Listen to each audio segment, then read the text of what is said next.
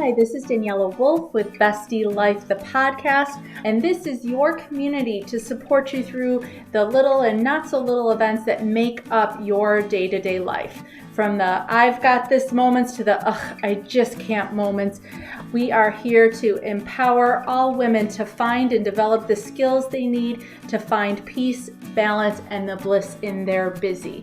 Through solo episodes as well as interviews with amazing women who share their journey and their story and how it works for you.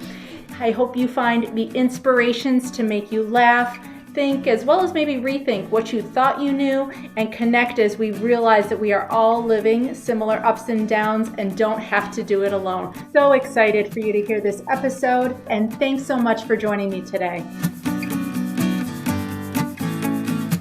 Hi, this is Daniela with Bestie Life, the podcast, and today I am so excited for you to meet Kim Kimball of Kim Kimball Coaching. She helps women, people pleasers, and perfectionists have kick-ass lives and relationships with more of you and yourself in them. So thank you so much, Kim, for joining me today. Thank you so much for having me, Daniela. So I know that was kind of a broad overview of all the amazing things that you do. So if you could kind of back us up a little bit, share your story and your journey of what led you to forming your coaching business, as well as how you help women. Yeah, sure. So I will give you the moderate length version just for time's sake. But the long story medium is that I was a physical therapist for many years, and it was kind of the safe path that I think my parents sort of directed me down. Just, kind of choose the thing that you can always make money at. Healthcare field, is a safe bet, all of that stuff. And I was genuinely interested in like anatomy, physiology, health sciences, things like that. But my real passion was creativity, photography, but they said that was a hobby that you should just do on the side.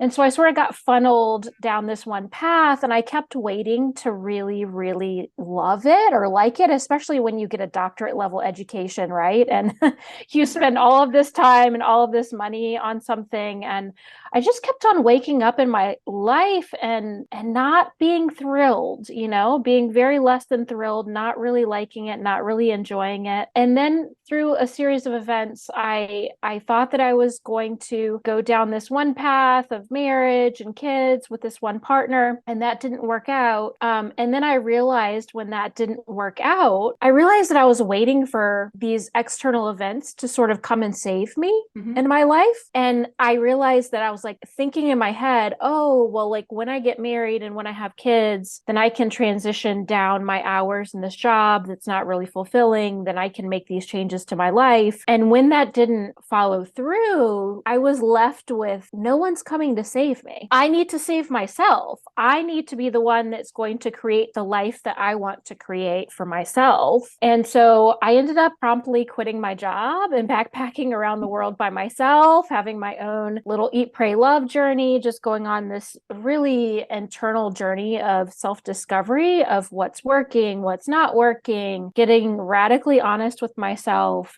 Where do I need to make changes? What do I really want? And I did this for months. It was a very intensive, it sounds glorious and glamorous, and it was also very intense at the same time. Yeah. You love to see that. I did, in a very big way. And so I ended up having a business idea. When I came back, I joined a program. And when I expressed my business idea with some folks, they were like, oh, you mean like life coaching? And I was like, wait a second, what's that? I've never even heard of that. I don't know what that is. I had someone give me a complimentary session for me to experience it. And when I did experience it, it felt like everything was just clicking into place. And I knew immediately, like, this is what I'm meant to do. This is it. This is totally it. I enrolled in a coach certification program that took me a year, and the rest is history. I really created my business from there. And as far as, how I came up with the specific type of work that I help women with at this point in time, specifically, I really help women leaders, ambitious women who have a pattern of codependency or people pleasing really show up as the sovereign leaders of their own life in their relationships, in their business, really wherever these patterns are showing up for them. And honestly, I think most of us do the work that we needed at a certain period of time.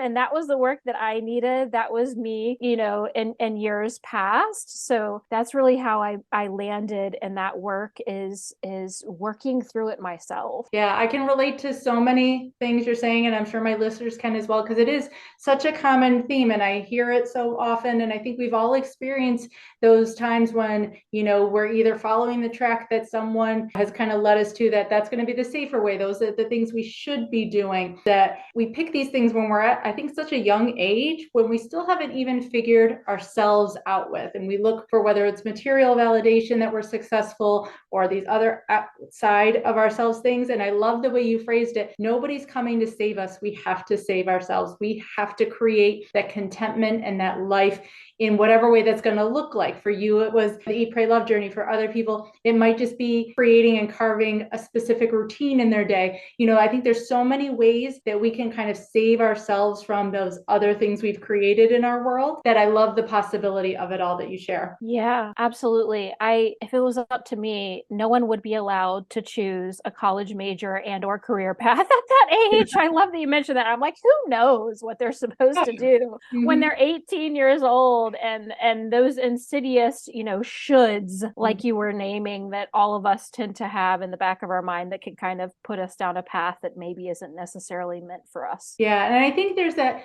piece too of following our passion versus what's safe. Going into social work, my dad was an engineer. He always was like, how are you going to make any money doing that? How are you going to take care of yourself doing that? And he felt like I needed to be in something, like him, like math or science or something that had this different financial value to it versus what made me happy. It was a very strong message that I got, that it was like, if I wasn't making money, it wasn't going to be successful, versus what my measure of success was.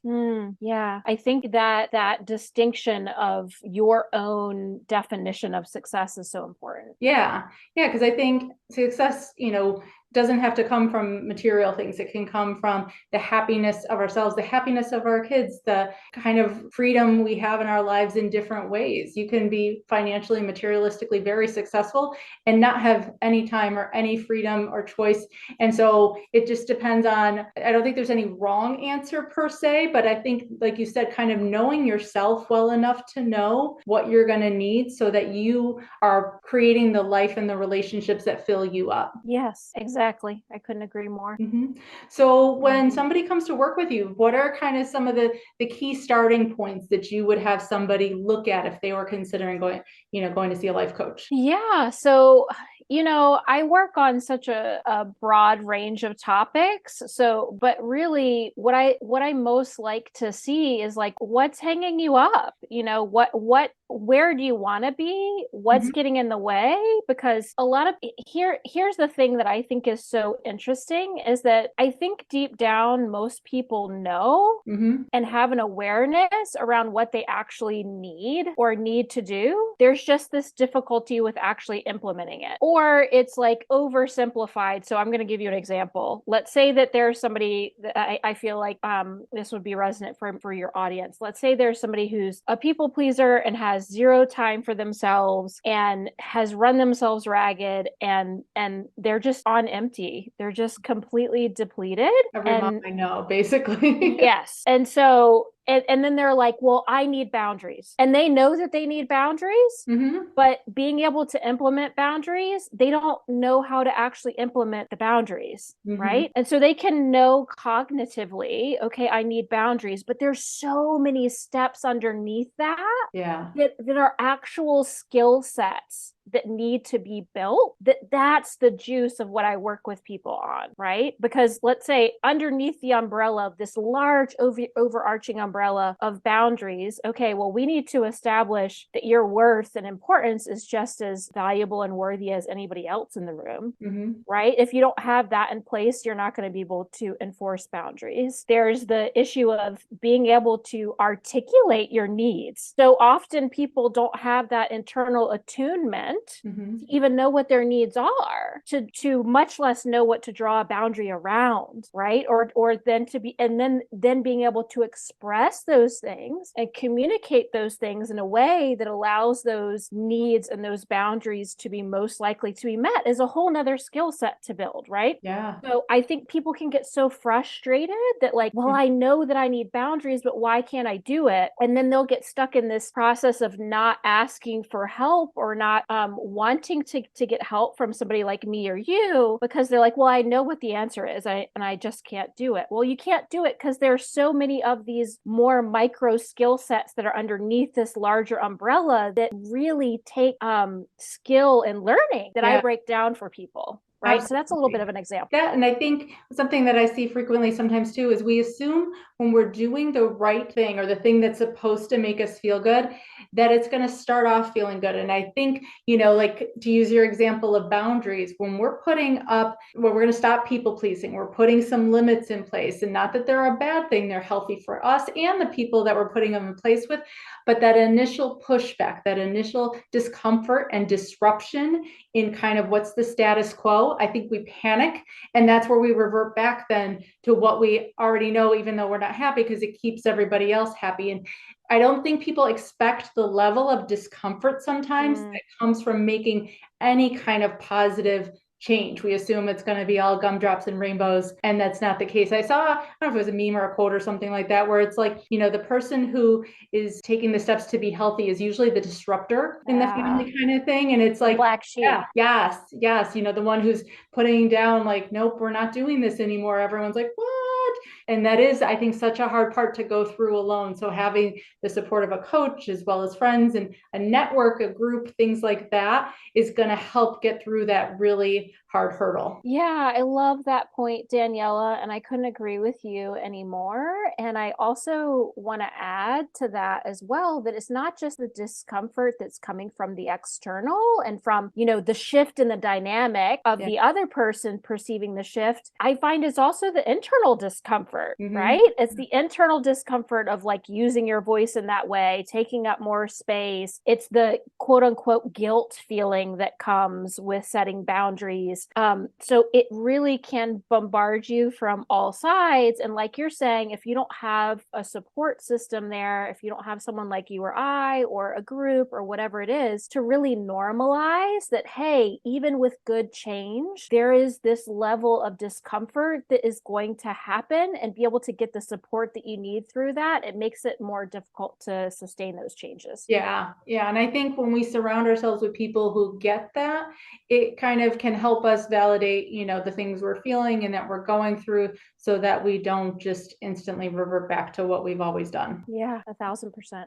So what do you do for you to take care of yourself? Like now you've found your passion, you found the career that you love, and all of those kind of things. But I think sometimes too, it helps to kind of peek behind the curtain and show, like we're still people and we still need to maintain those same practices and systems and things like that. So what are some of the things that you do to maintain your own self-care practice and happiness? Yeah. When I really think about a self-care practice, I think that for me, it kind of has 3 steps that I break it down into. So those 3 steps, and I've sort of mentioned a little bit of it already, but the first one is that self-attunement. In other words, like being really attuned with myself of what do I need right now? Because I think especially as women, we can be so attuned to other people and what's going on around us, and then we tune ourselves out and we're just completely disconnected from what I need. So my first piece of self-care for me is being able to really do that tuning in all throughout the day of what is it that I need? What's going on within me right now? Noticing these even little micro changes of like, I'm noticing that I'm a little annoyed right now. Maybe my capacity is running a little low. Maybe I need to do a little self-care practice in this moment to better resource myself, to build my capacity. And that's a moment by moment and day by day thing, right? So that's that first thing for me is the self-attunement. The next part of that is radical honesty. And I mentioned that a little bit in my story, but let's say, just to piggyback off the example that I'm just giving, I'm noticing that I have a shorter fuse or I'm a little bit more annoyed. It's like, okay, I need to be radically honest with myself of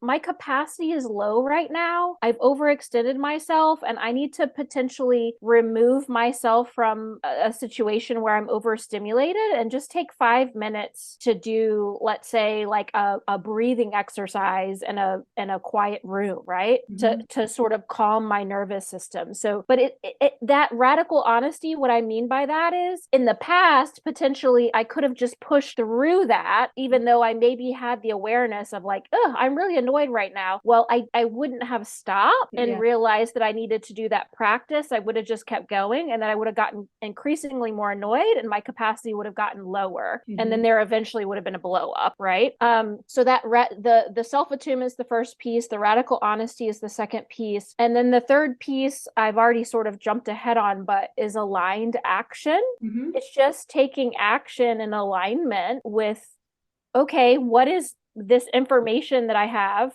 based on the attunement and me being really honest with myself? What do I need to do based on that information? Right. And in the example that I just gave you, it was, I need to remove myself from this situation, do a breathing practice, calm my nervous system, and then be able to re-engage when I have an increased capacity. So that's sort of the overarching steps. And of course, there's so many things underneath that, but sort of my go-to practices with, for the aligned action piece that I just said are things like being in nature is huge for me. That is like probably my primary regulating resource. Going for a walk, getting outside, even when it's cold outside right now, that helps me so much.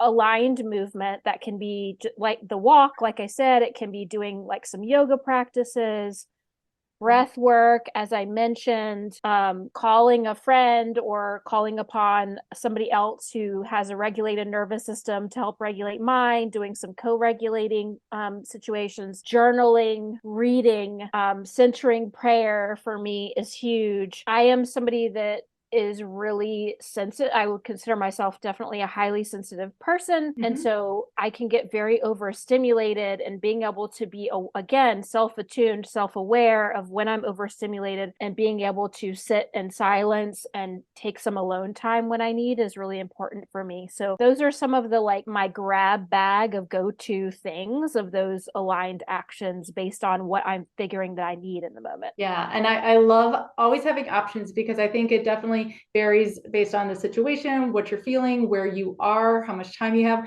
But I also love that you share that these aren't like massive time-sucking things. It's not, you need an hour to go to get a massage. You don't need to go spend money on doing anything. These can be as short as taking some quick breath work on your own behind the door. Maybe you go hide in the bathroom and shut the door for a couple minutes or whatever you need to do. This can be very quick. I know sometimes even for nature, like I'll go take an extra long walk to the mailbox and come back, and those brief moments, but knowing ahead of time what works for you, what your practice has been, even when you're not feeling stressed, probably makes it so much easier to slide into that re-regulation of how you're feeling. Yeah. And I find these smaller things, just like you're saying, Daniela, are so much more sustainable. Yeah. It's so much more sustainable because, let's say, if it's a big hit to your time and to your finances, you're going to be so much less likely to do it with the amount of frequency that would actually be beneficial for you. So really having that internal attunement to know what you need throughout the day and being able to sort of bake that in and these small little increments throughout the day can go such a long way. And I'm sure the practice part of it helps you in that middle step of being attuned and feeling what you need. That probably initially might be a little bit more of a lift to kind of really settle into focusing on what you need. But as you kind of get to know yourself better and have that self-awareness, I'm assuming, like it's easier to kind of figure out, okay, this is how I'm feeling, and this is the skills the actions that's going to help me. Yes, precisely. Awesome. As part of self-care, one of the things I always love to ask my guests about as well is gratitude, because I think that's another quick and easy thing that you can do to know how much just being thankful for the things you have, or just being able to focus on that moment and be present and mindful on certain things, can help shift the way we feel. And when we feel differently, we act differently and things like that. So what would be some things that you would say you're the most grateful for? I am the most grateful for my husband, probably primarily, first and foremost. And our relationship, we met in this really fantastical, like almost hard to believe way that was just kind of divinely inspired. And Oh, I love hearing great meat stories. yeah, so just I constantly look back at that and I'm like, how did that even happen, and how did I get here? And I'm just really fortunate and thankful for our relationship. I'm also just really grateful and thankful to do work that I genuinely care so much about and love and enjoy, especially after so many years of not being able to say that. Not that I didn't care, but that it wasn't something that I enjoyed or that I felt like really I was motivated to get up in the morning and do. And I very much feel that way about my business and the work that I do in the world. I'm also really grateful and thankful to be pregnant with my first child right now after Congratulations. Thank you. After 4 years of trying, it was a really long and difficult road for us. So it's certainly not lost on me, the blessing that it is to be able to finally have a success story with that. So those are some of my top ones. Those are all amazing gifts that definitely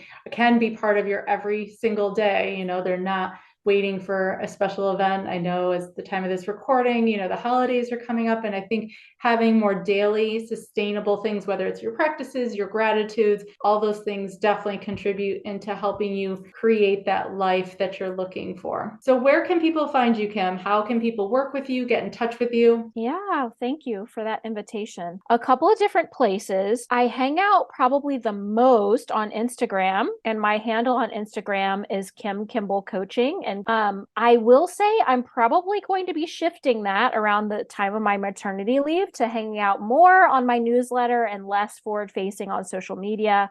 So even if you go to my Instagram, you'll be able to subscribe to my newsletter from there. So I would also highly recommend that you do that. And then my website is just probably the best, most all-encompassing resource, and that's kimkimballcoaching.com. Awesome. And all those links will be live in the show notes below.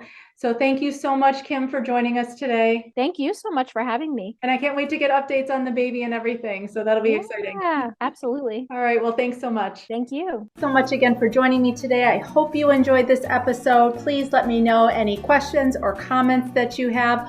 Also, if you can please leave an Apple 5-star review so that this episode can be shared with more women. There's 2 quotes that I love. Alone we may be strong, but together we are stronger. As well as when women support each other, incredible things happen. So let's be stronger and incredible together, as well as maybe just have some fun along the way. Thanks so much and talk to you soon. Bye.